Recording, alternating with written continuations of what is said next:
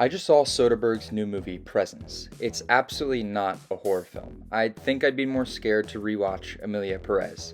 But there are a few moments of brilliance. On the whole, though, the writing of this thing sucked. With a few key changes, I think I can make Presence significantly stronger, particularly in how it engages with its central themes. Lurking beneath the deceptive marketing, there is a compelling story about losing control, forgetting, and being forgotten, elevated by the single location and condensed family dynamics. The Paynes have just moved into a new house that already has a tenant. Through the Presence's perspective, we can see how fractured this family is. Rebecca, the mother, prefers the son Tyler. Chris, the father, prefers the daughter Chloe. Rebecca is a white-collar criminal, and Chris wants a separation. It's all a total mess. Then there's Tyler's friend Ryan. As unpleasant as his knockoff Draco Malfoy turned surfer boy shtick is, Ryan serves an important role in the film, existing as a direct contrast to Chloe.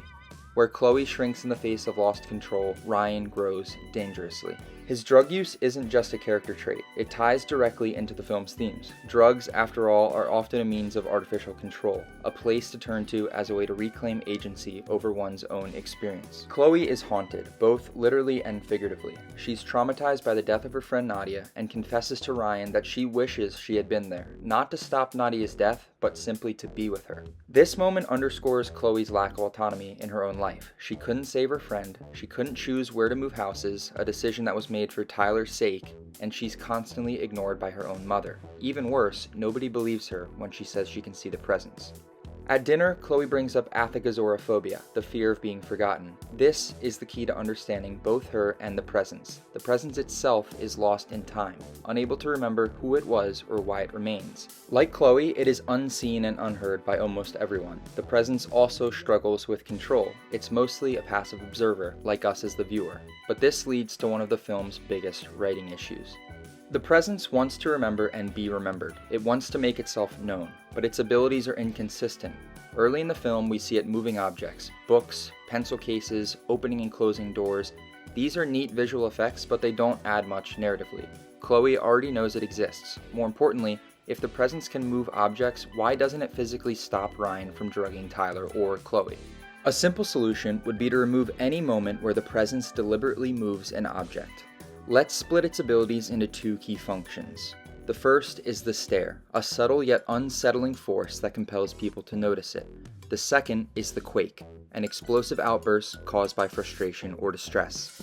Instead of tactically knocking the drink off the nightstand when Ryan tries to drug Chloe, it would make more sense for it to use the stare, an attempt to unsettle Ryan into backing off. The quake, on the other hand, should be something the presence can't simply summon at will. It should be tied to moments of overwhelming emotion.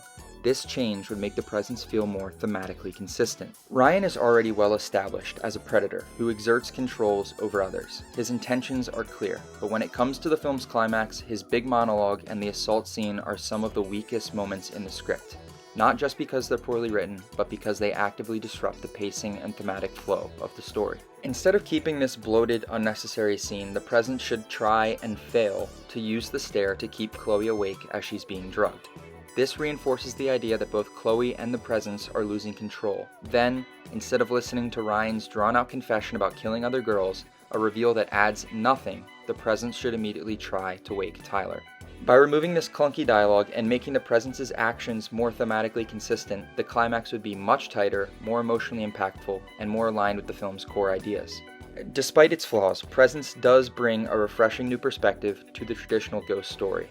Its first-person format creates a unique experience, but the inconsistency in its writing weakens its impact.